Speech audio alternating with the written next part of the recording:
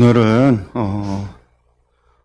저희 한마을성경학교 49번째 레위기 7번째 시간입니다. 오늘은 저희가 11장하고 12장의 말씀 보려고 하는데요. 저희가 지난주까지 해서요. 제사장 위임식과 첫 제사 10장까지의 말씀을 봤습니다. 특별히 지난주에 나답과 아비후가 제사장 위임식 이후에 있었던 잘못된 불, 하나님께서 명하지 않았던 그 잘못된 불로다 하나님께 예배를 드리려다가 분향하려다가 죽임을 당했던 그 사건이 있었고, 그 사건 이후에 하나님께서 다시금 계명을 주시고 나답과 아비후가 제사장 위임식의 마지막 날에 드려졌던 제사, 그 제사를 마무리하는 과정이 계속 진행이 됐었죠.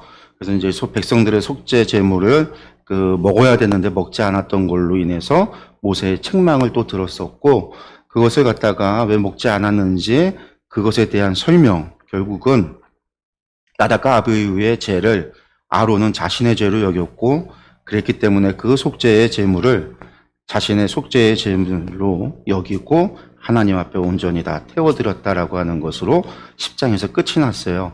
그리고 난 다음에 이제 11장에서 15장까지는요, 정결함과 부정함에 대한 이야기가 진행이 됩니다. 정함과 부정함, 그러니까 정결법 가운데 우리가 이 1장에서 16장까지가 제사장 나라, 전체 보기에서 제사장 나라라고 했지만 정결법에 관한 거였거든요. 정결법에 관한 것인데, 이 정결법 가운데 핵심은 제사법이고요. 또 한 가지는 정결이 뭐고 부정함이 무엇이냐라고 하는 거죠. 그것이 이제 제사와 함께 정결과 부정함에 관한 것인데, 11장에서 15장에 걸쳐서 이 정결과 부정함에 대해서 하나님께서 법으로 정해 놓으신 것이 말씀하고 계십니다. 이제 그리고 나서 이제 16장에서 대속죄일에 대한 말씀을 하면서 결국은 위임식에서 있었던 사건, 그 일에 대한 대속죄, 속죄로 마무리를 하죠. 아론의 죄를 속하고 백성들의 죄를 속하고 또 대속죄일에 대한 규례를 주심으로 모든 제사법, 위임식의 이야기가 다 끝이 나는 게 16장까지입니다. 이제 오늘 저희들이 이 정함과 부정함에 대한 이야기가 11장에서 15장까지 이어지는데요. 이 부분에 대한 것들을 좀 보면은요, 크게 보면 네 가지로 나눠볼 수 있습니다. 첫 번째가 11장의 음식에 관한 거예요. 정결한 음식이 뭐고 부정한 음식이 뭐냐. 이게 이제 11장의 이야기고요. 12장에는요, 산모, 아이를 낳는 산모에 관한 이야기입니다. 그래서 산모의 정결의식에 대한 이야기가 12장이고요. 13장과 14장은 나병에 관한 이야기인데, 이게 이제 나병이, 그러니까 나병만을 이야기하는 게 아니에요. 그러니까 우리가 생각하는, 흔히 이야기하는 한센병, 문둥병이죠. 그것만 얘기하는 게 아닙니다. 왜냐하면 여기에는요, 이게 사람에게만이 아니라 집안에도 벽에도 이 나병이 생긴다고 표현하거든요. 차라하트라고 하는 히브리어 차라하트 병이 생긴다고 얘기하는데, 차라하트가 집에 생기는 건 아니잖아요. 사람에게 생기는 거지. 그러니까 이게 곰팡이병을 다 얘기하는 거예요. 그러니까 문둥병을 포함한 전염성을 가지고 있는 곰팡이, 사람과 물건과 집과 모든 것에 퍼질 수 있는 그 곰팡이균에 관한 그 질병들, 전염병에 관한 것들이 13장에서 14장에 걸쳐 있고요. 그것을 다 통틀어서 그냥 이것을 차라트라 이렇게 이야기한다라는 거죠. 그것에 관한 것이 이제 13에서 14장, 질병에 관한 겁니다. 그리고 이제 15장이 유출병에 관한 이야기예요. 유출병. 유출병이라고 하는 게 뭐냐면 무엇인가가 출혈이 있다라는 거잖아요. 피가 흐르는 병에 관한 이야기입니다. 그래서 사실 보면은요, 12장과 15장은 전부 다 피가, 산모의 정결의식이 아이를 낳는 거지만, 여기서도 주된 이유는 아이를 낳는 게 부정한 것이 아니라 아이를 낳을 때 출혈이 생기기 때문에 정결의식이 필요한 거거든요. 이 피가 흐르기 때문에. 그러니까 유출병도 피가 흐르는 병이에요. 그래서 피와 관련된 게 12장과 15장에 걸쳐서 두 번에 걸쳐서 나오는 거예요. 그래서 크게 본다면 음식에 관한 거와 피에 관한 거와 그리고 이제 전염성을 가지고 있는 질병에 관한 것, 이것에 관한 게 정함과 부정함에 관한 정결법에 관한 것이다라고 우리가 보면 될 것 같아요. 그 가운데 이제 오늘 우리가 11장과 12장의 것을 좀 보려고 하는데요. 이 정결함과 부정함. 첫 번째, 이제 11장 1절에서 47절까지가 음식의 규례예요. 말씀을 전체 다 보지는 않을 건데요. 중요한 것들만 좀 보고 말씀에 대한 것들을 좀 설명을 드릴게요. 먼저 보면 여호와께서 모세와 아론에게 말씀하여 이르시되 이스라엘 자손에게 말하여 이르라 육지의 모든 짐승 중 너희가 먹을 만한 생물은 이러하니. 그러니까 먹을 만한 것은 이러하다. 그래서 음식에 관한 규례를 누가 주었냐면 하나님께서 주셨다라는 거죠. 하나님께서 이스라엘 백성들에게 음식에 관한 것을 주셨어요. 도대체 왜 하나님은 음식에 관한 것을 주셨을까? 결국 이 음식에 관한 것은 이스라엘 백성들이 이방인들과 자신들을 구별하게 되어지는 아주 중요한 삶에 있어서 의식주라고 하는 이 세 가지는요, 사람에 있어서 가장 중요한 거잖아요. 옷을 입는 거랑, 먹는 거랑, 이 집, 사는 집은요, 인간에게 있어서 가장 중요한 세 가지인데, 제사장에게는 입는 옷에 대해서 하나님께서 정해주셨고, 먹는 것도 거룩한 곳에서 먹으라고 정해주셨어요. 거룩한 곳에서 있어야 된다라고 하는, 집도 사실은 하나님이 정한 곳, 진중이라고 하는 것, 하나님께서 구별하셨잖아요. 하나님께서 사실은 의식주에 관한 것을 다 구별했어요. 이방인들하고. 이스라엘 백성 전체도 제사장 나라가 되기 위해서는 첫 번째, 먹는 것에 있어서도 구별해야 된다. 하나님께서 구별을 하셨어요. 어떻게 구별을 했냐라고 본다면, 먼저 짐승들 가운데 포유로 했는데요. 그러니까 짐승이에요, 짐승. 짐승들 가운데에는 무엇을 먹을 수 있느냐? 정결하다라고 한 게 뭐냐면, 굽이 갈라져, 발이 굽이 갈라져 쪽발이 되고, 이렇게 발이 쪽발이 되어져 굽이 갈라져 있고요. 되새김질을 하는 동물은 정결한 동물이고, 이것이 굽이 갈라져 있지 않고 되새김질을 하지 못하는 모든 동물은 부정하니 먹지 말아야 된다라는 거예요. 그러면 쪽이 갈라져 있고 되새김질하는 동물들이 무엇이 있냐? 소나 양이나 염소나 사슴, 이런 것들은 먹어도 된다라는 거예요. 이것들은 정결한 음식이니까 너희가 먹어도 된다. 그런데 낙타나 돼지나 토끼나 오솔이나 이러한 것들은 부정하니 먹어서는 안 된다라는 거예요. 그러니까 토끼 고기도 안 된다. 돼지도 안 된다라는 거예요. 돼지도. 이것은 부정하다라는 거예요. 어류는요, 지느러미와 비늘이 있는 것은 정결한 거예요. 지느러미가 있고 비늘이 있는 것은 돼요. 붕어는 비늘이 있죠. 붕어는 비늘이 있는데 비늘이 있는 것은 정결해서 먹어도 되지만, 그러니까 민물고기 가운데 붕어 종류는요, 먹어도 되지만, 비늘이 없는 거는 미끌미끌한 생선 같은 경우는 또 먹어서는 안 된다라는 거예요. 지느러미와 비늘이 없는 모든 것. 그러니까 지느러미와 비늘이 없는 것은 어떤 게 있겠어요? 오징어, 문어, 낙지, 미꾸라지, 뱀장어, 장어, 이런 건 먹어서는 안 되는 거예요. 해산물 같은 경우도요, 그래서 먹어서는 안 돼요. 그래서 이스라엘에 가면은요, 해산물이 없어요. 이슬람들도요, 그런 것들을 먹지 않죠. 혐오 음식이죠. 먹지 않을 뿐만 아니라 혐오 음식들이에요. 그러니까 이 유럽 사람들이, 우리나라 사람들이 낙지 이런 걸 먹는 걸 보고 충격을 먹잖아요. 예전에 이제 그 영화, 그 최민식 배우가 나왔던 그 영화가 뭐죠? 그 영화 지금 제목이 기억이 안 나는데, 영화에서 산낙지를 먹는 장면이 있었어요. 영화에. 올드보이라는 영화에서 산낙지를 먹는 장면이 있었는데, 근데 이 영화가 상도 받고 되게 이제 유명해져서 외국에도 소개가 되고, 헐리우드에서는 이 영화의 판권을 사서 리메이크를 해서 헐리우드에서 영화를 만들기도 했거든요. 그러니까 많은 사람들이 이 영화를 봤는데 산낙지를 먹는 걸 보고 막 서양 사람들이 충격을 받은 거예요. 왜? 혐오 음식. 원래도 안 먹는 데다가, 그러니까 유대인들만 안 먹는 게 아니라 서양 사람들도 잘 안 먹어요. 유럽 사람들도 안 먹어요. 문어나 오징어나 낙지나 잘 안 먹는데. 또 우리나라 같은 경우는 낙지 탕탕이 있잖아요. 이렇게 낙지 잘라 놓으면 낙지가 잘라나는, 낙지회 같은 경우는 잘라놔도 낙지가 이렇게 꼬물꼬물 움직이는 거. 그러니까 얼마 전에, 그 외국인들이 자신들의 친구나 가족들을 데리고 와서 그 우리나라 소개시켜주고 우리나라 음식을 먹는 그런 프로그램이 있는데, 그 덴마크 사람들인가요? 그 자기 형 둘을 이제 초대를 해서 먹는데 낙지탕탕이를 이제 먹는 거예요. 육회와 낙지탕탕이를.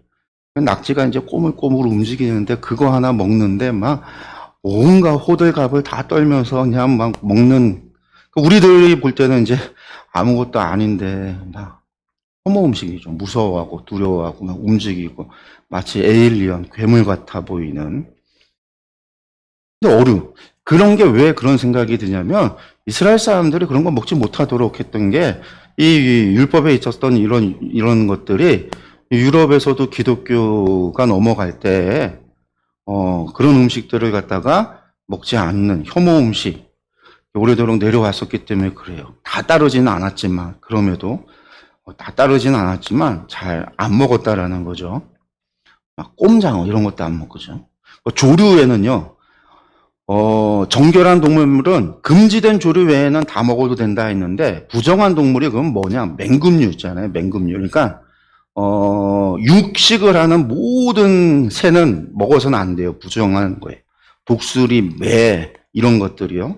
그러니까 동물을 잡아먹는 모든 것들은 안 되는 거예요. 독수리나 솔개나 물소리, 말똥가리, 까마귀, 타조, 갈매기, 가마우지, 올빼미, 부엉이, 황새, 박쥐 이런 것들은 전부 다 부정하다라는 거죠. 그러면 이스라엘 사람들이 먹을 수 있는 게 뭐냐? 닭이나 비둘기 이런 걸 이제 먹는 거죠. 닭이나 비둘기. 이스라엘 사람들이 비둘기를 키웠어요. 비둘기를 많이 키웠어요. 비둘기를 키워서 비둘기 알도 먹고 비둘기를 잡아먹기도 하고 비둘기를 제물로도 사용했기 때문에 집비둘기를 이렇게 썼습니다. 그 곤충 가운데에는 날개가 있고 네 발로 기면서 뛰는 다리가, 그러니까 뛰는 다리가 있어야지만 돼요. 메뚜기 같은, 그러니까 메뚜기과의 동물, 곤충은 먹을 수 있었던 거예요. 그러면 메뚜기, 배짱이, 귀뚜라미, 팥중이 이런 것들은 먹을 수 있었고 그 외의 곤충, 날개가 있고 기어다니는 곤충은 먹어서는 안 된다. 부정하다. 파충류는 정황한 게 없어요. 모든 파충류는 다 기는 거는 모두 부정하다. 두더지, 쥐, 도마뱀, 악어, 카멜레온, 개구리, 뱀 전부 다 부정하다라는 거예요. 하나님께서 음식을 정할 때 부정하고 정결한 것을 나눠놨어요. 그런데 이것만 나눠놓고 끝이 아니에요.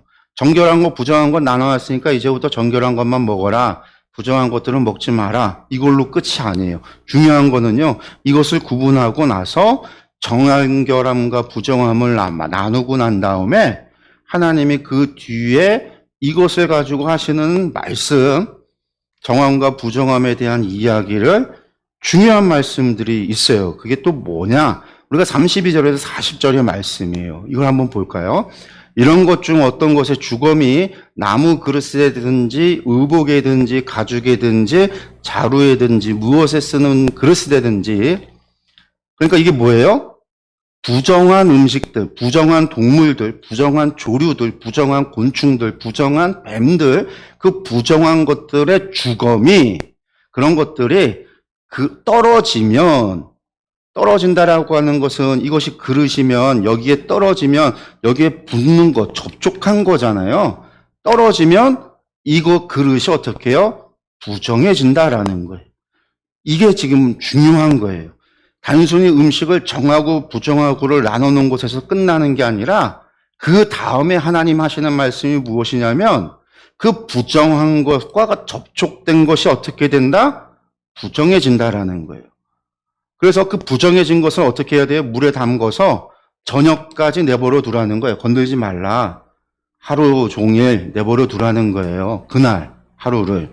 그러면 저녁까지 부정하다가 정할 것이다. 그러니까 그날 하루 쓰지 말고 그렇게 하루 종일 물에 담가뒀다가 다음날 써라라는 얘기예요.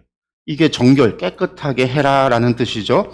그것 중 어떤 것이 어느 질그릇에 떨어지면 그 속에 있는 것이 다 부정하여지리라. 안에 무슨 물건이, 안에 무슨 곡식이 있던지 빵이 있던지 거기에 떨어지면 그 속에 있는 것도 다 부정해진다라는 거예요. 접촉됐으니까 너는 아예 그 질그릇을 깨뜨려 버려라. 먹을 만한 축축한 식물이 거기에 담겼으면 부정하여질 것이요. 그 같은 그릇에 담긴 마실 것도 부정할 것이며 이런 것의 주검이 물건 위에 떨어지면 그것이 모두 부정하여지리니 화덕이든지 화러이든지 깨뜨려 버려라. 이것이 부정하여져서 너희에게 부정한 것이 되리라. 집안에 그런 것들이 뱀이나 이런 것들이 들어와서 죽어서 어떻게 화덕이든지 그런 것에 붙어 떨어져서 접촉이 됐다. 그러면요, 그거 다 부정해지니까 다 깨트려 버리고 다 부숴버리고 다 없애버리라는 거예요. 왜? 그것이 부정해지니까.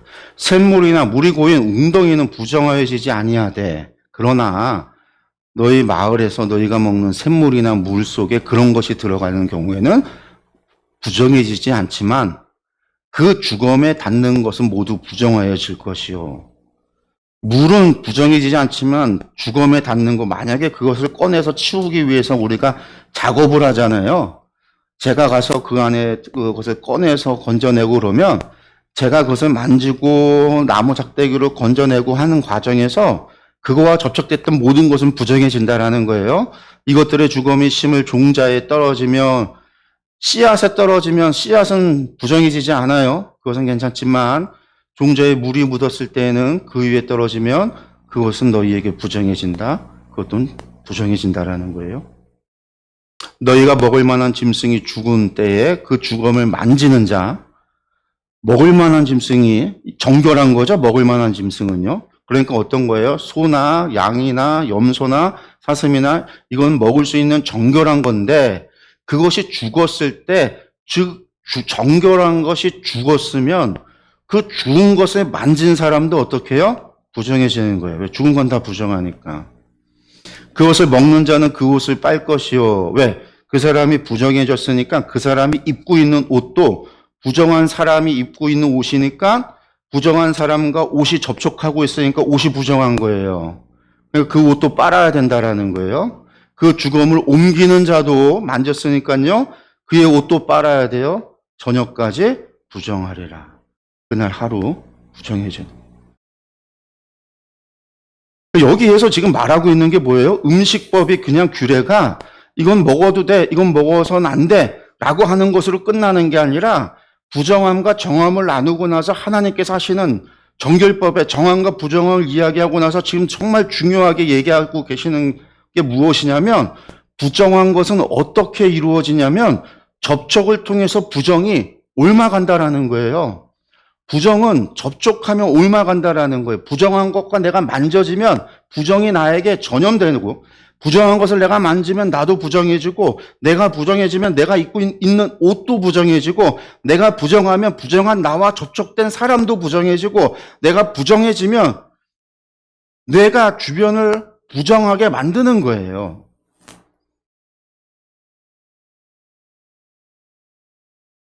그럼 반면에 거룩은 어디서 이루어져요? 제단에서 거룩을 하나님께서 제단을 거룩하게 하심으로 말미암아 제단에 접촉하는 모든 것이 거룩하여진다라고 그랬잖아요. 거룩도 접촉을 통해서 이루어지잖아요. 하나님을 향한 예배를 통해서 예배에 참여하고 그 제단을 예배함으로 말미암아 거룩하여진다라고 했는데 부정도 접촉을 통해서 다 이루어진다라는 거예요. 그러니까 이 부정을 피하기 위해서는요, 단순히 먹지 않는 것, 알아두고 그것을 안 먹으면 되는 게 아니라 그런 것들을 우리의 삶 속에서 내 집안에서 어떻게 해야 될까요? 몰아내야만 되는 거예요.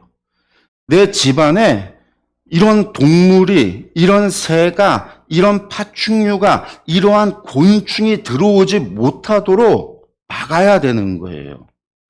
내 집만이 아니라 우리 마을에 그런 것들이 못 들어오도록 깨어서 막아야 되는 거예요. 우리 공동체 안에 이 부정함이 들어오지 못하도록 서로가 함께 그 부정을 막아야 되는 거예요. 그래야지만 정결함을 지킬 수 있는 거지, 그렇지 않으면 어느 순간 어딘가가 구멍이 나서 부정한 것이 들어와 버리면 그것으로 말미암아 부정함이 어떻게 될까요? 접촉을 통해서 오염되듯이 다 부정이 되는 거예요. 그래서 정결과 부정함은 나 혼자만의 노력으로 되는 게 아니에요. 우리 집안의 정결함이 나 혼자만의 노력으로 되는 게 아니라 우리 집안의 정결함은 우리 집안의 온 식구가 함께 노력해야 정결함을 유지할 수 있고요. 우리 마을의 정결함은 우리 마을의 모든 사람이 함께 노력해야 우리 마을의 정결함을 유지할 수가 있는 거예요. 나아가 우리나라의 정결함을 유지할 수 있는 거는 이스라엘 민족이 하나가 돼서 정결함을 유지할 때 정결할 수 있는 거예요. 왜 하나님이 이것을 요구하셨는가? 44, 45절이죠. 나는 여호와 너희의 하나님이라. 나는 너희의 하나님, 여호와 너희의 하나님이라는 거죠. 내가 거룩하니 너희도 몸을 구별하여 거룩하게 하고 땅에 기는 길짐승으로 말미암아 스스로 더럽히지 말라. 나는 너희의 하나님이 되려고 너희를 애굽 땅에서 인도하여 낸 여호와라. 내가 거룩하니 너희도 거룩할지어다. 하나님께서 왜 이스라엘을 애굽에서 구원해 내셨어요? 너희의 하나님이 되려고. 하나님이 누구예요? 에흐의 아셀의 에흐의. 내가 어떤 존재냐면 어떤 존재일 것이냐면 내가 앞으로 내가 할 일을 통해서 나를 보면 너희가 내가 누구인지를 알 거다. 내가 하는 일을 통해서 너희는 나의 존재를 깨닫게 될 것이다. 하나님이 그랬잖아요. 에흐의 아셀의 에흐의. 이게 결국 예흐가 하나님의 이름 여호와라고 그랬어요. 그런데 그 하나님, 내 여호와 너희의 하나님이 되려고 뭘 하려고? 어떤 존재냐? 너희의 하나님이 되려고. 근데 그 하나님은 거룩하다라는 거죠. 내가 거룩하니 너희도 몸을 구별하여 거룩하게 하고. 이 히브리어로 보면은요, 어떻게 되어 있냐면은요, 내가 거룩하니 너희도 몸을 구별하여 거룩하게 하고, 히브리어는 오른쪽에서 왼쪽으로 읽는 거예요.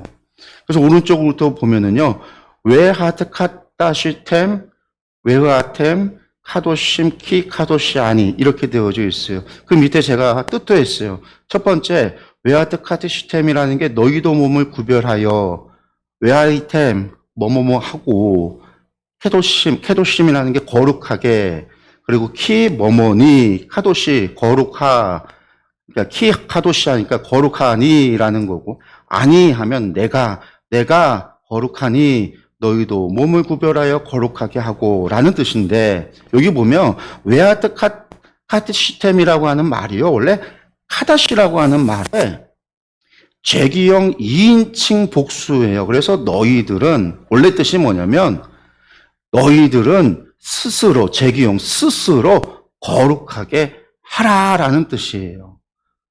카도시의 제기형이라고 카도시라는 말에서 나온 거예요.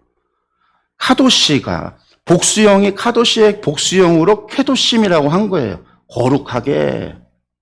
그리고 카도시라고 했잖아요. 문장 하나에 카도시가 3번이나 사용하고 있어요. 이스라엘의 문법, 히브리 문법에서 제가 얘기했죠. 단어가 반복 사용되어지는 게 이스라엘의 비교급으로 강조할 때 쓰는 말이라고. 아멘, 아멘 하면 있습니다. 아멘, 아멘. 이게 이제 2번 반복되어지는 거. 그렇게 얘기를 했잖아요. 잠언서에서 헛되니 할 때 2번씩 반복되어지는 게 두 번 반복돼서 2번 반복이 3번이 되어져서 엄청나게 헛되다라고 하는 엄청난 강조의 의미라고 했는데, 지금 여기에서 3번이나 반복적으로 이 카도시를 얘기하는 거는요, 이 거룩이 너무나 중요하다라는 거예요. 내가 거룩하니 너희가 거룩한 것, 내가 거룩하니 너희가 거룩해야 되는 것, 이게 정말 중요하다라는 거예요. 이것 때문에 하나님께서 지금 뭘 준 거예요? 제사를 주고 법을 주고 있는 거예요. 가르치고 있는 거예요. 정결과 부정에 대해서 이야기하고 계시는 거예요. 음식법에 대해서 말씀하고 계시면서 왜 가르치고 있느냐? 음식이 뭐예요? 매일 아침 먹는 거잖아요. 매일같이 먹는 거잖아요. 오늘날에야 우리가 이제 하루에 3끼 먹는데, 하루 3끼 먹는 게 현대에 와서 하루 세 끼 먹는 것이 인류 역사에 인간이 매일 하루 세 끼 먹지 않았어요. 어떤 시대는 하루 두 끼 먹었던 시대도 있었고요. 어떤 시대는 하루에 다섯 끼씩 먹던 시대도 있었어요. 우리 농사 짓는 분들은 하루 다섯 끼씩 먹었잖아요. 어떤 시대에는 먹을 게 없었던 시대는 하루 두 끼만 먹던 시대도 있었어요. 지금 시대는 이제 하루 세 끼 먹는 게 정상적인 시대가 됐고, 요즘은 이제 소식한다고 해서 소식에 조금씩 먹어서 여러 번 먹는 시대가 되기도 하고 막 그렇게 됐는데, 인간은 먹지 않으면 살 수 없는데 그 매번 먹는 그 가운데에서 먹지 않으면 살 수 없는 그 인간이 먹는 것을 통해서 정결함과 부정함의 거룩을 유지해야 된다라고 하는, 내가 거룩하니 너희도 스스로 거룩하여 거룩해져야 된다라고 하는 하나님의 말씀, 이것을 기억하고 매일같이 거룩하기 위해서 우리의 몸을 지켜야 된다라는 것, 우리 주변을 지켜야 된다라는 것, 짐승으로부터, 곤충으로부터, 새로부터, 부정한 것으로부터 우리를 지키기 위해서 우리가 깨어서 정신 차리고 살아가지 않으면 지킬 수 없는 거예요. 그렇게 정신 차리고 늘 눈을 뜨고 정말로 깨어 기도한다라고 이야기하잖아요. 늘 깨어 정신 차리고 영적으로 깨어 있어야 정말 정신 차리고 나의 부정함을 막고 정결함을 위해서 깨어 있어야지만 정결할 수 있는 거예요. 네. 마지막에 이는 짐승과 새와 물에서 움직이는 모든 생물과 땅에 기는 모든 길짐승에 관한 규례다. 부정하고 정한 것과 먹을 생물과 먹지 못할 생물을 분별한 것이니라. 근데 이게 단순히 먹는 것과 먹지 못하는 것을 분별한 것뿐만이 아니다라는 거예요. 이걸 우리가 기억을 해야 되는 거죠. 그런데 이 음식법은요, 신약에 와서 바뀌었잖아요. 왜? 신약에 와서는 더 이상 음식에 있어서 정함과 부정함을 구별하지 않았어요. 우리가 사도행전에 10장 9절에서 16절에 보면 하나님께서 베드로를 꿈속에서 만나서 꿈 가운데 고넬료를 만나기 전에 베드로에게 꿈을 통해서 하신 말씀이에요. 9절에서 16절의 말씀 보면은요, 이튿날 그들이 길을 가다가 그 성에 가까이 갔을 때에 베드로가 기도하려고 지붕에 올라가니 그 시각은 제 6시더라. 그가 시장하여 먹고자 하며 사람들이 준비할 때 황홀한 중에 하늘이 열리며 한 그릇이 내려오는 것을 보니 큰 보자기 같고 네 귀를 메어 땅에 들이웠더라. 그 안에는 땅에 있는 각종 네 발 가진 짐승과 기는 것과 공중에 나는 것들이 있더라. 네, 여기 보면 네 발 가진 짐승도 있고요, 기는 것도 있고요, 공중에 나는 것들도 있어요. 네. 또 소리가 있으되 베드로야 일어나 잡아먹으라 하거늘 베드로가 이르되 주여 그럴 수 없나이다. 속되고 깨끗하지 아니한 것을 내가 결코 먹지 아니하였나이다 한데, 나는 지금까지 속되고 깨끗하지 아니한 것, 다른 말로 말해서 부정한 것을 저는 한 번도 먹어본 적이 없습니다 라고 이야기한 거예요. 나는 단 한 번도 음식 규례를 어겨본 적이 없습니다 라고 한 거예요. 그러니까 거기에서 봤던 음식이 뭐예요? 기어다니는 것들, 네 발로 걷는데 쪽이 갈라지지 않고 되새김질 하지 않는 어떤 돼지 같은 거 혹은 토끼 같은 거, 그런 것들이 있었던 그런 것이죠. 부정한 짐승이 있었다라는 거예요. 나는 단 한 번도 먹어보지 않았습니다. 내가 속되고 깨끗하지 아니한 것을 내가 결코 먹지 아니하였나이다 한데, 또 두 번째 소리가 있으되 하나님께서 깨끗하게 하신 것을 내가 속되다 하지 말라 하더라. 이런 일이 세 번 있은 후 그 그릇이 곧 하늘로 올려져 가니라. 이게 고넬료를 만나기 전에 하나님께서 베드로에게 보여주셨던 환상이잖아요. 이 하나님께서 뭐라고 그랬어요? 하나님께서 깨끗하게 하신 것을 내가 속되다 하지 말라. 속되다 하지 말라. 속된 것의 반대가 뭐냐면 거룩한 거예요. 거룩한 거. 속되다라는 건 다른 말로 세속적인 것이고요. 세속적인 것의 반대는요, 하나님께 속한 거라는 거예요. 이 사건을 통해서 결국은 이것은 예수 그리스도의 십자가의 죽으심 이후에 음식의 정함과 부정함이 베드로의 이 사건 통해서 규례가 끝났다. 하나님께서 예수 그리스도의 십자가의 그 보혈로 하나님께서 만물을 만드신 그 모든 것을 깨끗게 하셨다. 정결케 하셨다. 그래서 인간이 그 모든 것을 먹어도 될 수 있도록 속되다, 부정하다 하지 말라. 우리가 다 먹을 수 있다라고 이야기를 하는 거죠.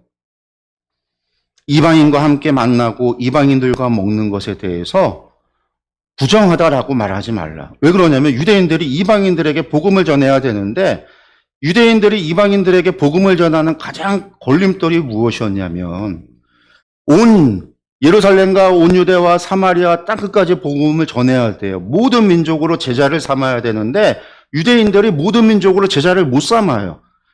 사마리아를 못 가요. 이방인들에게 못 가요. 못 가는 이유가 무엇이었냐면요. 가지 못해요. 그들과 같이 못 있어요. 왜 못 있냐면 그들과 같이 음식을 못 먹는 거예요. 밥을 못 먹어요. 차 한 잔을 못 해요. 왜? 그들이 먹는 음식이 부정하니까. 그들의 부정한 음식이 담겼던 그릇이 부정하니까. 그 그릇에 담겨서 오는 차가 부정하니까. 음료가 부정하니까. 그들과 함께 차 한 잔을 못 마셔요. 포도주 한 잔을 못 마셔요. 음식 하나를 못 먹는 거예요. 그러니까 복음을 이방인들에게 전할 수 있느냐? 못 전한단 말이에요. 유대인들이 전할 생각을 못 하고 있는 거예요. 하나님께서 이것을 통해서 이방인을 향한 복음을 전하도록 음식의 규례를 하나님께서 깨끗게 하셨다라는 거예요. 그러면 음식의 규례가 깨끗해졌으니까 정결함과 부정함에 대한 의미가 오늘날에는 다 없어졌느냐? 그게 아니에요.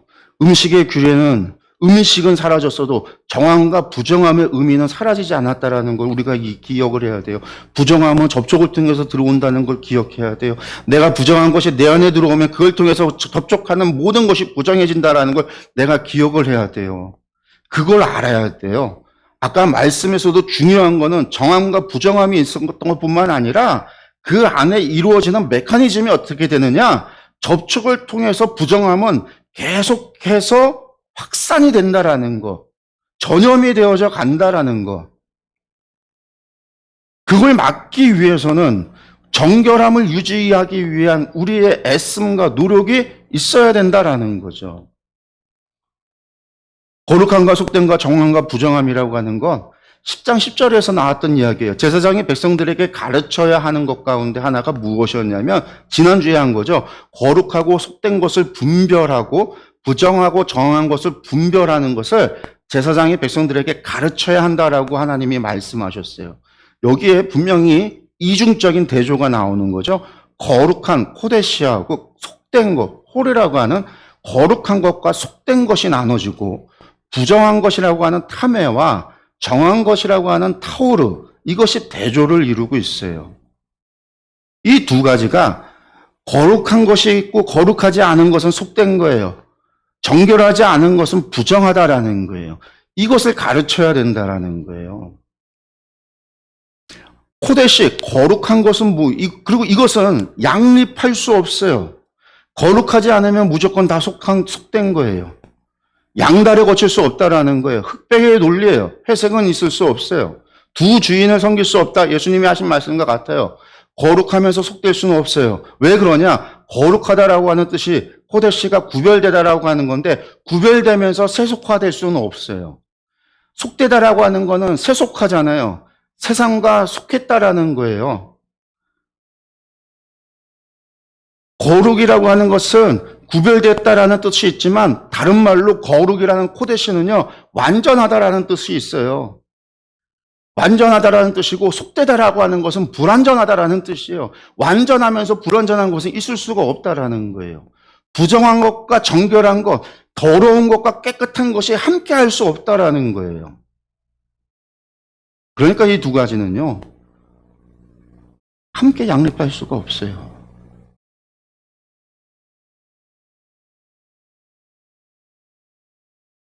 먼저 보면은요, 부정한 것을요, 정결하게 해야 돼요.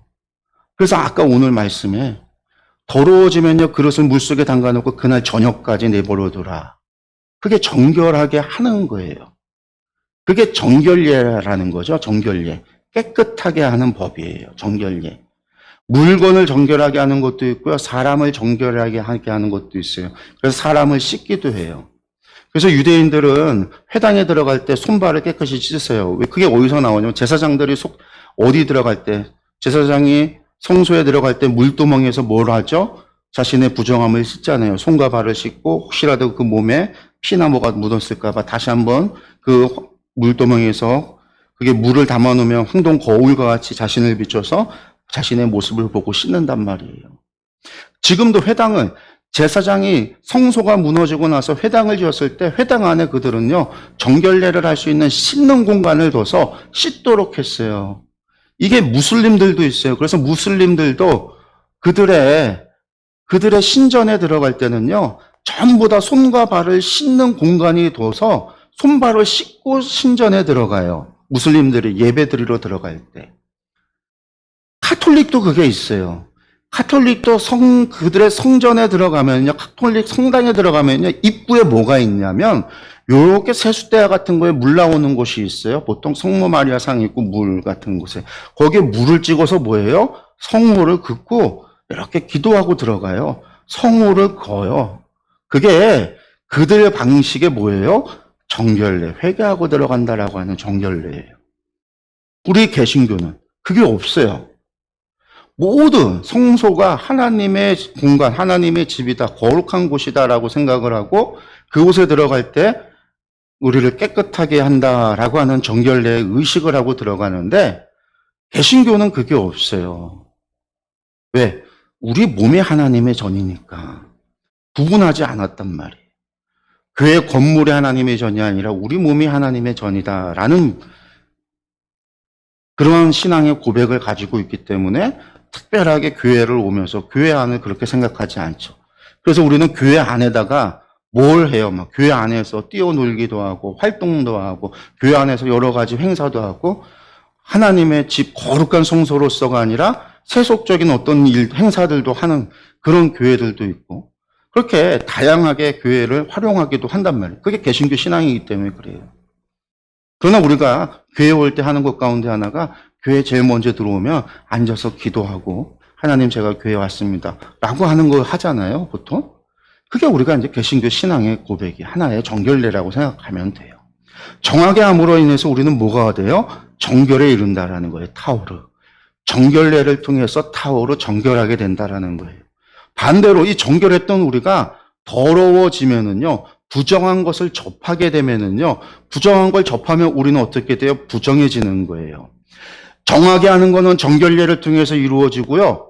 더럽혀지는 것은요, 접촉을 통해서 이루어지는 거예요. 내가 부정한 것을 먹든지, 부정한 것을 만지든지, 부정한 것과 접촉을 하든지, 부정한 것을 입든지, 부정한 질병에 걸리든지, 부정한 것이 내 안에서, 그러니까 질병이 생겨나든지, 접촉을 통해서 더러워지게 되면 나는 부정해지는 거예요.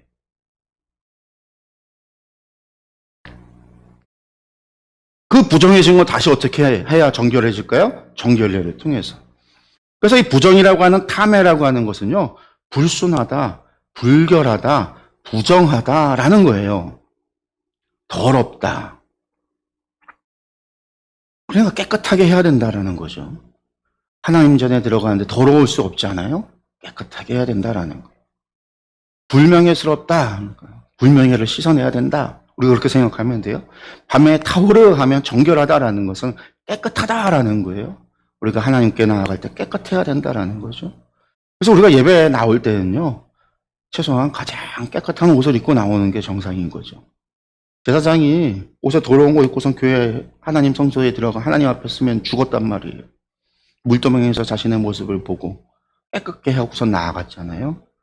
깨끗함이에요, 정결함. 단정하다라는 거예요. 또한 혼합되지 않았다라는 거. 혼합되지 않았다. 티 묻지 않고 불순물이 들어가지 않은 순결한, 이게 정결, 타오르라고 하는 뜻이에요.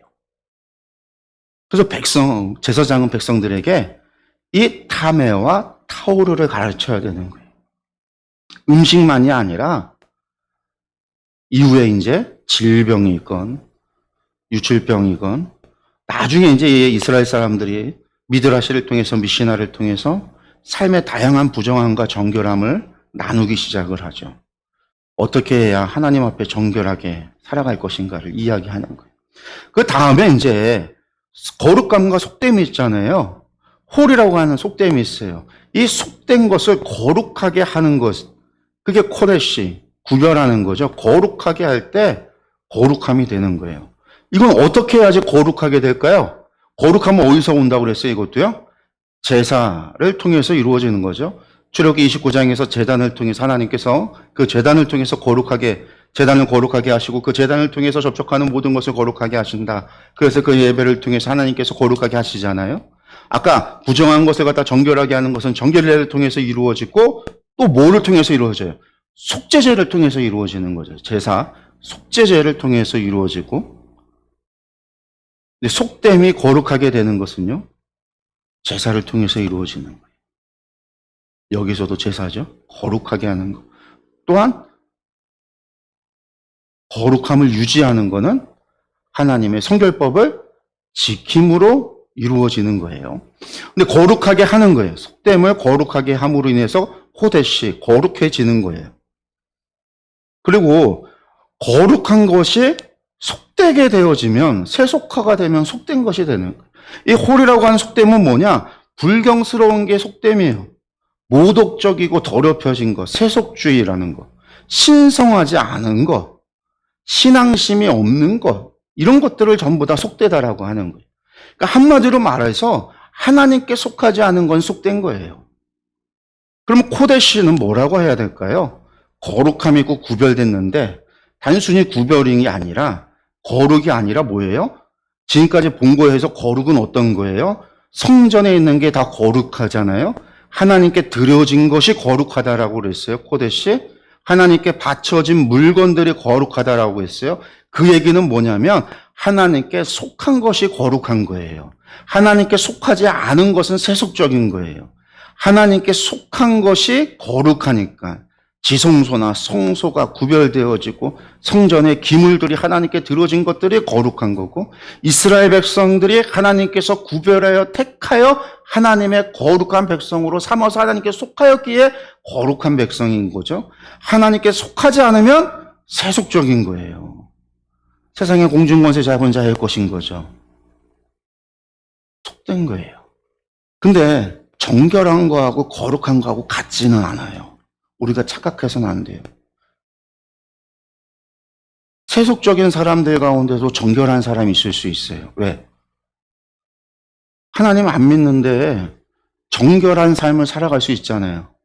한마디로 말해서 유대인이 말하고 있는 율법을 다 지키는데 하나님 안 믿는 유대인 이스라엘 가운데 살아가기 위해서 이스라엘들 가운데 무역을 하기 위해서 이스라엘 사람들과 살아가기 위해서 그 속에 살면서 그 속에서 그들의 법을 다 지키고 살아가는 사람들은요 정결한 사람이에요. 그러나 그 사람들이 거룩하다라고는 얘기 안 해요. 왜? 신앙이 없으니까. 그러면 세속적인 거예요. 정결과 거룩이 같은 게 아니라는 거예요. 그래서 우리가 알아야 되는 게 부정에서 정결하게 함으로 인해서 깨끗하게 되잖아요. 깨끗한 게 목적이 아니라 깨끗한 것을, 정결한 것을 거룩함으로 나아가야 돼요. 하나님은 뭐라고 그랬어요? 내가 거룩하니 너희도 스스로 구별하여, 스스로 거룩하여 거룩해져라. 스스로 거룩하도록 노력하여 거룩해져라 라고 했잖아요.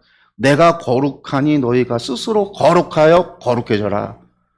부정한 것을 정결하게 함으로 정결해졌으면 정결해진 너희가 거룩해져야 된다라는 거예요. 근데 거룩해진 사람들이 하나님께 속하지 못하고 하나님께 속하지 못하고 하나님의 백성 되지 못하고 신앙을 갖지 못하고 하나님 말씀에 순종하지 못하고 하나님의 백성의 삶을 살지 못하면 그게 어떤 거예요? 세속화가 된 거예요. 속한 거예요. 속된 거예요, 그게. 결국 그것은 탐에 이르게 되는 거예요. 부정한 것은요, 반드시 정결하게 되고 정결해진 것을 통해서 나중에 거룩으로 가야 돼요. 단계가 부정한 것은 단숨에 거룩해질 수 없어요. 반드시 깨끗해지는 정결례를 한 다음에 거룩함으로 나아가야 돼요. 반대로 거룩한 것은요, 거룩하다 할지라도 내가 부정한 것과 접촉하면요, 그 순간에 바로 부정해지는 거예요. 관계가 아니에요. 거룩한 게 속해졌다가 속된 게 부정해지는 게 아니에요. 저기에 화살표가 마치 속화됨이 정결로 간 것처럼 되어져 있는데 지금 화살표의 방향은 저렇지만 저 안에 있는 속화됨이라고 하는 거에는 세속적인 거 안에는 정결한 사람도 있고 정결하지 않은, 그러니까 정결이 포함된 세속 모든 부정하고 정결 모든 게 다 세속에 포함이 되어져 있는 거예요. 이 레위기가 어떻게 기록이 되어져 있냐? 하나님의 레위기 구조가 어떻게 되어져 있냐면요. 제사장 나라라고 하는 게 제사법과 정결법을 줬잖아요. 제사장에 관한 규례고, 제사장 성별에 대한 규례고, 의식적인 부정에 관한, 정결과 부정에 관한 규례, 제사법과 결론은 정결법에 관한 거였어요. 부정한 것을 정결하게 하는 것에 관한 이야기였잖아요. 그리고 제사법에는 거룩함으로 나아가는 것이 있지만, 그 2부는 거룩한 백성에 관한, 거룩한 삶을 위한 규례에 대한 성결법에 관한 거였어요. 그러니까 1부가 제사법과 정결법이고 2부가 성결법이에요. 이걸 다른 말로 이야기하면 1부는 거룩하신 하나님께 나아가는 법에 관한 거예요. 정결법은 내가 죄를 속해서 하나님 앞에 나아가기 위해서 필요한 법이 무엇이냐. 깨끗해져서 하나님 앞에 나아가기 위해서 어떻게 해야 되는가. 그리고 2부는 내가 그 거룩하신 하나님과 어떻게 동행하고 살아갈 것이냐. 내가 거룩하니 너희도 거룩해져서 나는 너희의 하나님이 되려고 내가 너희를 애굽에서 구원해낸 여호와 하나님이다. 그 하나님과 어떻게 동행하겠느냐. 그게 성결법이에요. 함께하는 거. 거룩을 유지하면서 하나님과 함께해야 되는 게 성결법이에요. 그러니까 이것이 어떻게 되는 거냐면 제사법이라고 하는 것이 속죄제에서 번제, 번제에서 화목제, 이게 제사장 위임식에서 봤던 어떻게 보면 제사의 가장 기본적인 거잖아요. 속죄제를 드리고 난 다음에 하나님 앞에 속죄제가 뭐예요? 하타트, 정결제잖아요. 정결제. 죄를 속하고 난 다음에 번제, 올라 하나님 앞에 나를 드린다라고 하는 헌신제. 그 다음에 화목제, 쉘라임이. 그래서 내가 하나님과 평강을 누린다. 하나님과 화평한다. 하나님과 함께한다라고 하는 게 쉘라임이에요. 화목제. 이 제사가 제사는 위임식을 통해서 드렸던 제사일 뿐만 아니라 사실은 모든 제사가 이러한 제사의 형식으로 죄 지은 사람이 하나님 앞에 드릴 때 속죄제를 드리고 번제를 드리고 그리고 화목제를 드리고 이렇게 제사를 드리는데 이 제사가 속죄제는 정결제 올라는 그러니까 속죄제 하타트는 정결제였긴 부정한 것을 정결하게 하는 여기에 해당하는 거죠. 정하게 하는 거. 반면에 번제와 화목제는 어디에 해당하는 거냐면 그런 날을 이제 정결해진 날을 하나님 앞에 뭐 하는 거예요? 드리고 하나님 앞에 뭐예요? 나의 가장 귀한 화목제로 나의 가장 귀한 것을 제물의 가장 귀한 것을 하나님께 드림으로 하나님 앞에서 샬롬을 이루는 하나님과의 화평과 평강을 누리는 그래서 뭐 하겠다는 거예요? 하나님과 함께 하겠다는 거룩하신 하나님과 함께하는 거룩한 백성이 되어서 하나님과 동행하겠다라는 거룩함으로 나아가는 게 번제와 화목제인 거예요. 그래서 속죄제는 정결하게 나아가는 거고 번제와 화목제를 드리는 것은 정결해서 거룩함으로 나아가겠다라는 거예요. 그리고 화목제를 드리고 난 다음엔 어떻게 해야 돼요? 하나님과 동행하는 삶을 살아야 되니까 성결법을 지키고 살아가는 거예요. 하나님 말씀대로 살아가는 거예요. 그게 동행하며 사는 거예요. 그래서 정하게 한다라고 하는 건 죄사함에서 관계를 회복함으로 나아가는 거고 결국 그것을 통해서 뭐와 거룩하신 하나님과 동행하겠다라는 거.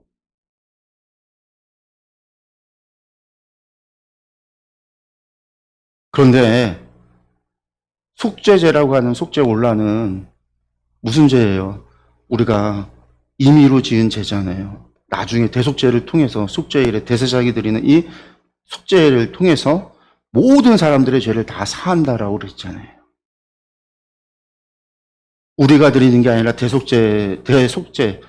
대제사장이 드린 제사로 하나님이 우리의 죄를 다 용서해 주시잖아요. 예수님이 십자가에 달려 돌아가심으로 우리의 죄를 용서해 주시잖아요. 우리를 정결하게 해 주시는 거는요. 예수님께서 십자가에서 이루신 사건이에요. 내가 하는 사건이 아니라 예수님께서 이루신 사건이에요. 그러면 거룩은요, 누가 해야 되는 거예요? 올라는 누가 해야 되는 거예요? 내가 하나님께 올라해야 되는 거예요. 내가 하나님께 나를 드리고, 내가 하나님과 쉘라밈을 해야 되는 거예요. 내가 하나님과 동행해야 되는 거예요. 나의 죄는 예수 그리스도께서 이루시지만 하나님과 동행하고 하나님과 동거하고 나의 거룩을 지켜 거룩하신 하나님과 함께 살아가기 위해서는 내가 나를 하나님께 드려서 살아가야 된다라는 거예요. 그게 레위기에 그 모든 성도의 삶의 이야기가 다 나오는 거예요.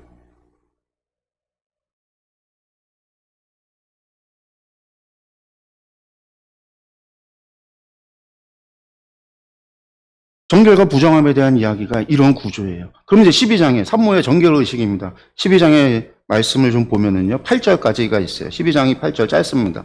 보면은요, 여호와께서 모세에게 말씀하여 이르되 이스라엘 자손에게 말하여 이르라 여인이 임신하여 남자를 낳으면 그는 이래 동안 부정하리니 곧 월경할 때와 같이 부정할 것이며 여덟째 날에는 그 아이의 포피를 뵐 것이요. 자녀를 낳는 게 부정한 일일까요? 자녀를 낳는 게 부정한 일이 아니죠. 하나님께서 주시는 복이에요. 왜? 자녀를 못 낳는 게 하나님이 내리는 저주라고 생각했잖아요. 자녀를 낳는 게 복이에요. 자녀를 낳는 게 복이에요. 왜? 그러니까 뒤에서 월경할 때와 같이 부정하다. 그 얘기는 뭐냐면 아이를 낳을 때 유출, 피가 흐르기 때문에 피가 흐르는 것 때문에 부정하다라는 거예요. 왜 피가 흐르는 게 부정할까요? 피가 흐르지 않는 게 완전한 거잖아요. 정상인 거잖아요. 거룩, 코데시라고 하는 거에는 어떤 의미가 있다라고 그랬어요? 구별이라는 의미가 있고 거룩이라는 의미가 있고 거기에는 뭐가 있다고요? 완전의 의미가 있다라고 그랬잖아요. 하나님께 속했고 하나님께서 만드신 완전한 창조의 모습이 있는데 자녀를 낳고 피가 흐르는 것은요. 몸에서 피가 흐르는 거, 피는 생명이 있는 건데 생명을 유출하는 거잖아요. 그러면 그거는 불완전하다라는 거예요. 그렇기 때문에 그래서 그것을 부정하다 그렇게 표현을 하는 거예요. 월경할 때처럼 그것이 부정하다라는 거예요. 그러니까 죄다라는 얘기가 아니라 아이를 낳는 게 죄가 아니라 그리고 나서 7일 동안 부정하고 여덟째 날에는 아이의 포피를 벤다. 이 얘기는 뭐예요? 할례를 행하라라는 거죠. 남자아이는요. 8일째 여덟째 날에 할례를 행하라. 이건 아브라함과의 약속이죠. 언약, 할례에 대한 언약이에요. 그래서 8일째 날에 할례를 행하라. 근데 뭐 과학적으로 이 얘기는 뭐 8일째 의학적으로 보면 8일째 되면 신경과 뭐 혈관의 발달로 인해서 8일째 정도 될 때가 아이가 고통을 가장 적게 느낀대요. 그리고 이제 피 속의 응혈소, 피를 멈추는 그 수치가 100%로 가장 안정되기 때문에 할례에 가장 적합한 시기가 태어나고 어머니로부터 탯줄이 끊기고 나서 8일 정도 됐을 때 그때라고 그럽니다. 뭐 아마 그래서 8일째가 아니겠느냐 그렇게 얘기를 하는데 어쨌든 8일째 되는 날 할례를 행하는 거 얘기를 하는 거죠. 그러니까 할례를 하기 전까지 7일 동안 부정하다. 네, 피가 나오고 7일 동안 얘기를 하고 있고요. 그 다음에 뭐라 하냐? 33일간은 지내야 아직도 33일을 지내야 산혈이 깨끗하리니 그 얘기는 뭐예요? 앞에서 부정한 건 7일간 부정하다라고 그랬잖아요. 아이가 나올 때 피가 나왔던 것은. 그리고 그 산혈은 피가 나온 뒤에 피는 계속 나오는 게 아니잖아요. 뭐 지혈이 됐지만 33일은 지나야 그때 피 나왔던 것이 깨끗해진다, 정결해진다라는 거예요. 정결하게 되는 그 기한이 차기 전에는 그 때가 33일이죠. 아이가 낳은 때까지 하면 전체가 40일이에요. 40일의 기한이 차기 전에는 그 여인은 어떻게 해야 되냐? 성물을 만져서도 안 되고 성소에 들어가서도 안 된다. 여자는 성소에 들어가서도 안 되고 성물을 만져서도 안 된다. 이렇게 말씀하고 있어요. 뿐만 아니라 그 다음에 이제 여자가 여자를 낳으면 이제 여자아이를 낳으면 2일 동안 부정하리니 그러니까 7일이 아니라 14일 보름이에요. 2배죠. 월경할 때와 같을 것이며 산혈이 깨끗하게 되면 66일을 지내야 한다. 그러니까 이게 66일이니까 80일. 남자아이를 낳았을 때보다 2배예요. 2배. 그러면서 아들이나 딸이나 정결하게 되는 기한이 차면 그 여인은 번제를 위하여 1년 된 어린 양을 가져다가 가져가고 속죄제를 위하여 집배들기 새끼나 산배들기를 회막문 제사장에게로 가져갈 것이요.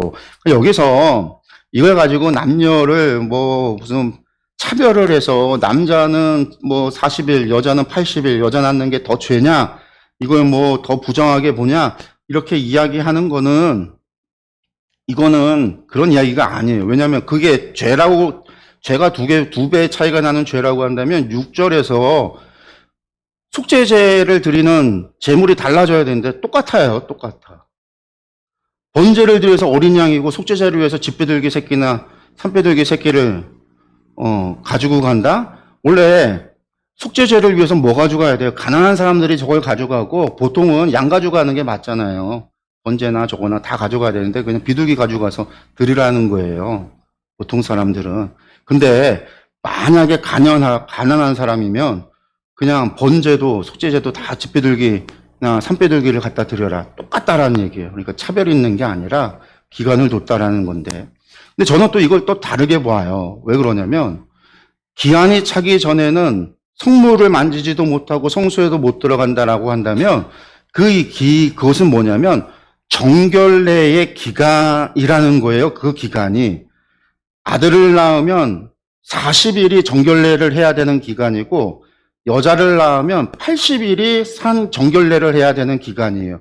여러분들 정결례를 해야 된다라는 기간이라는 거는요. 이 여자가 그 기간 동안 뭐 한다라는 얘기일까요? 바깥으로 마음대로 돌아다닐 수 있는 기간이 아니에요.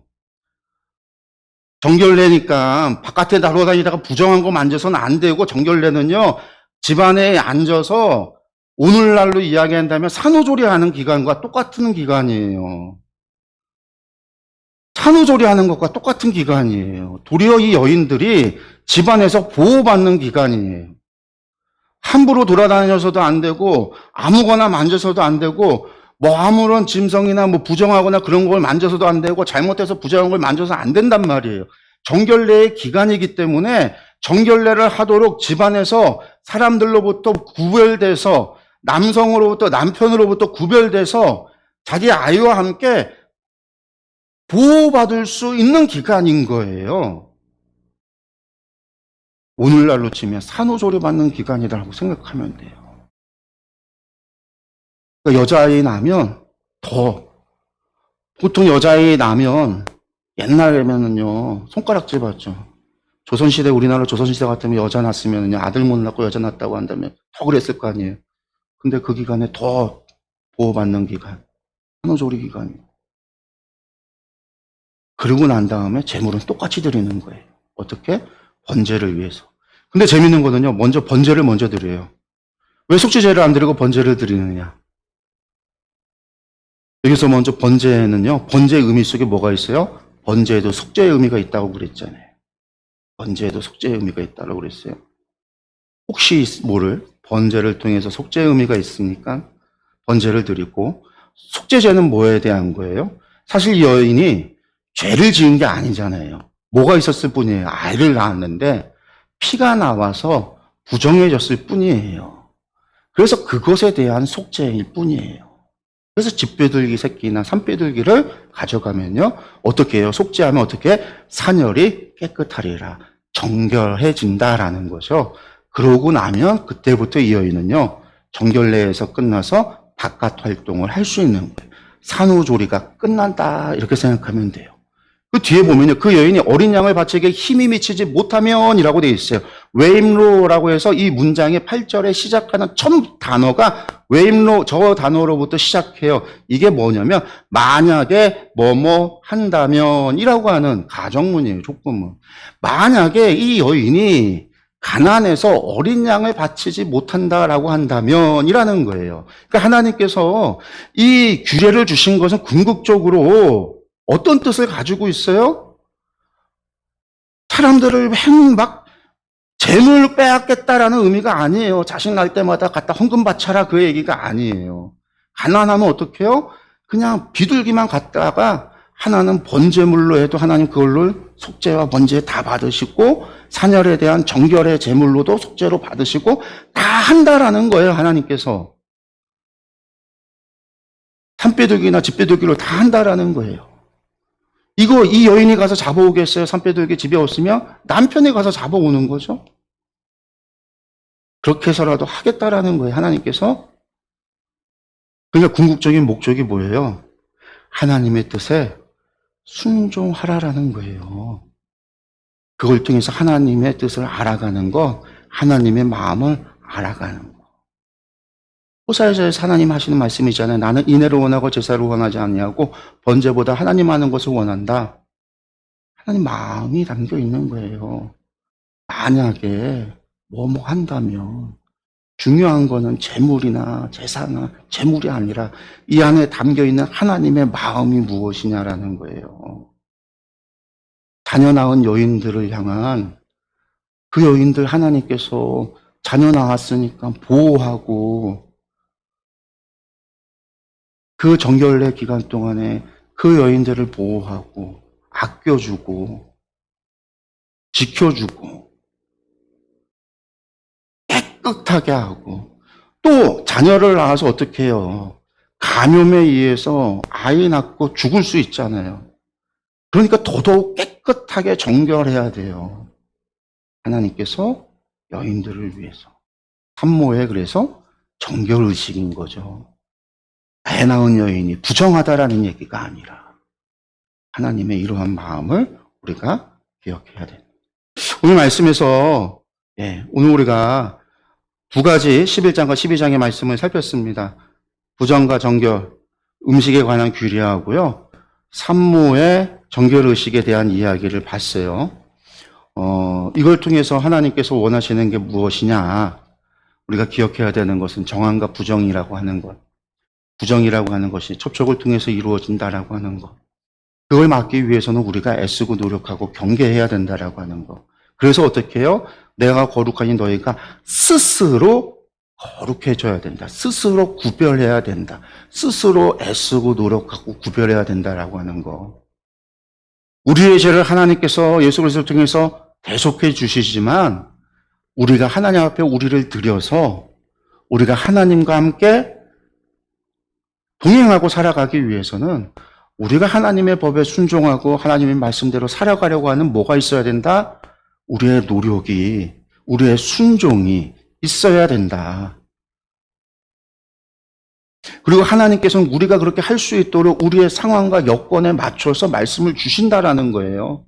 만약에 할 수 있으면, 할 수 없으면 여건에 맞춰서 다 우리가 이러한 하나님의 뜻을 기억했으면 좋겠습니다. 오늘 말씀 여기서 마치겠고요. 우리가 다음 주에 또 이어서 말씀 보도록 하겠습니다. 기도하겠습니다.